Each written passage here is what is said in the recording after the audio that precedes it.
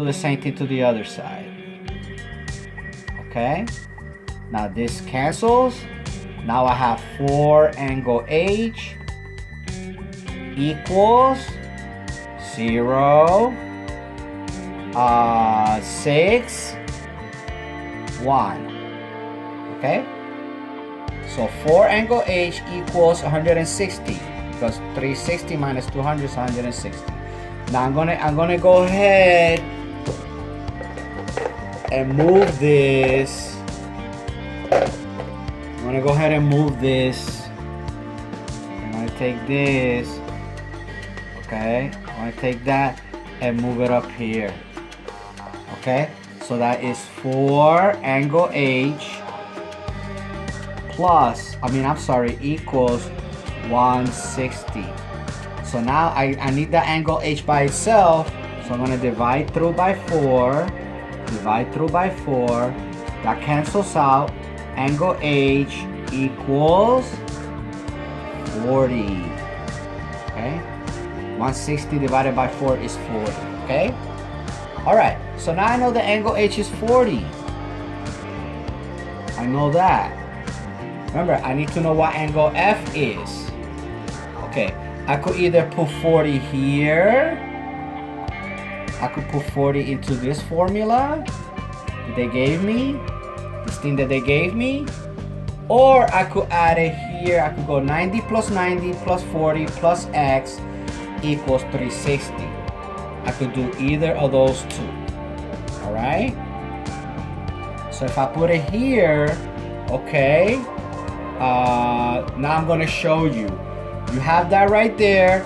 I'm gonna erase this and then show you. Remember, angle H is 40.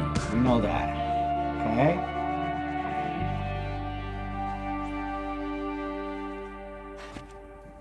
So we know the angle H is 40.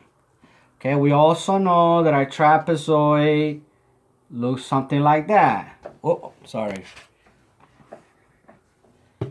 Okay, looks something like this. Okay, 90, 90. Now we know this is 40 because this angle H, we know it's 40 degrees. This is 90 and this is 90. Okay, and we also know the angle F. This is angle F. We know the angle F is 20 degrees more than 3 times angle H. Right? 20 degrees more than 3 times angle H. So we already know the angle H is 40. So we could go 20 plus 3 times 40. Right? 3 times 40. Okay? So 20 plus 3 times 40 is 120. So angle F is 140. 140. Does it make sense? Yes, it does. Because remember, 90 plus 90 plus 140 plus 40 is going to give you 360 degrees. All right, and that's how you know you are right. Okay, and again, this has been checked with the book. And again, I apologize. There's a 10 here. I apologize. That's actually number 11. Okay, once in a while, I'll make a mistake. But the point is, the important thing is to capture that mistake. So, 11. I already gave you the first problem. And after that, it's going to be problem number 12.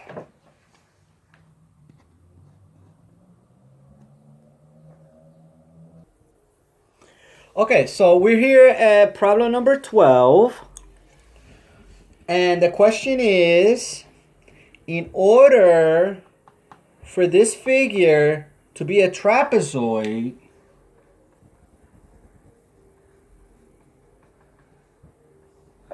in order for this figure to be a trapezoid, which of the following must be a true statement?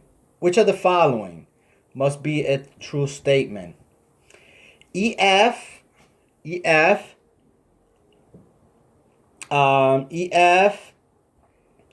is the same length as FH.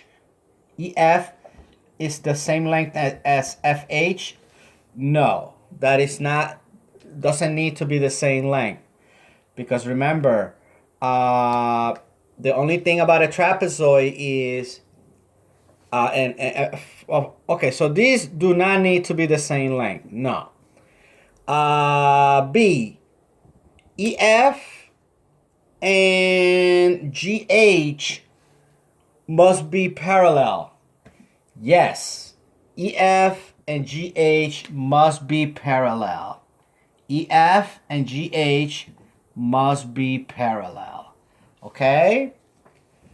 Very good. Because remember, a trapezoid is one pair of parallel lines.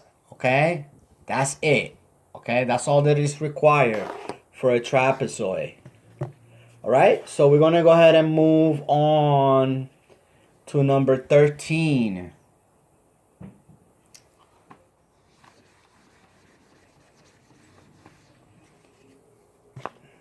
So, by the way, number 12, that was, B was correct for number 12. Okay, now number 13. Okay, so we're on number 13 now. One thing we notice is all the sides are the same length. 5 centimeters, 5 centimeters, 5 centimeters, and 5 centimeters. Okay, so that looks like a square, but it could also be a rhombus. Okay, remember a rhombus, all sides are equal. But we have two 90-degree angles. And in a square, like a rectangle, opposite sides, opposite angles are equal. So that must be 90.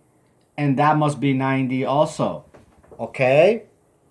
So the question is, if the opposite sides of this figure are parallel, the opposite sides, these opposites are parallel, and these opposite sides are parallel.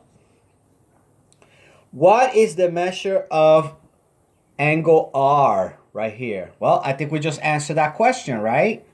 Because these two are 90, and we know the diagonal in a square, a rectangle, a parallelogram, and a rhombus, the opposite angles are equal. When they're diagonally opposite, they're equal. In a square, they're all equal also, but they're diagonally, they're also equal. So if this is 90, we know that R is 90 degrees. So angle R is 90 degrees. Okay? Just like this is 90, that is also 90. Okay? And this is 90 and that's 90 degrees. Okay? Again, I have checked the answers with the book. And they are correct. Okay. So now we're number 14, the last one. It says a four-sided plane figure has sides measuring 10, 15, 10, and 15. The opposite angles are equal, but there are no right angles. What is the figure? All right, so it's a four-sided figure. Okay? Four-sided figure. And one side is 10. Okay.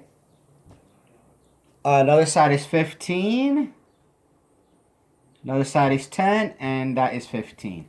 So you know the 15 is the length because it's longer. The 10 is the width. Okay, good. 10, 15, 10, and 15. 10, 15, 10, 15.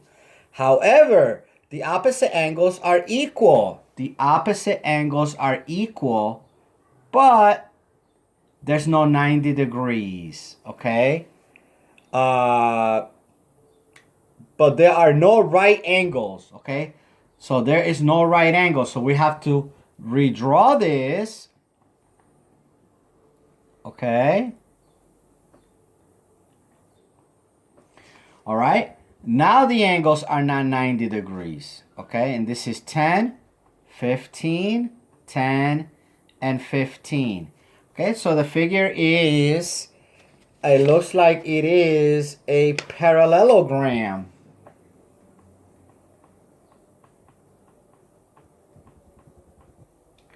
Okay, a parallelogram. Because in a parallelogram, opposite sides are equal.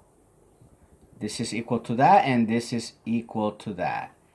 All right, and the diagonally opposite angles are also equal. These are equal, and these are equal as well. Diagonally equal. Diagonally opposite angles are equal. Okay, so let me read it to you again. It's a four-sided plane figure, has sides measuring 10, 15, 10, and 15. The opposite angles are equal, but there are no right angles. See, no right angles, okay? No angles 90 degrees, none of that, okay? This is smaller than 90, larger than 90, smaller than 90, larger than 90, okay? All right, so the answer is a parallelogram. All right, so you have your problems, and please go over them and try to do them on your own, and then go back to your and then if you need to go back, you could go back to the video and watch it again. Okay, very good, great. You take care.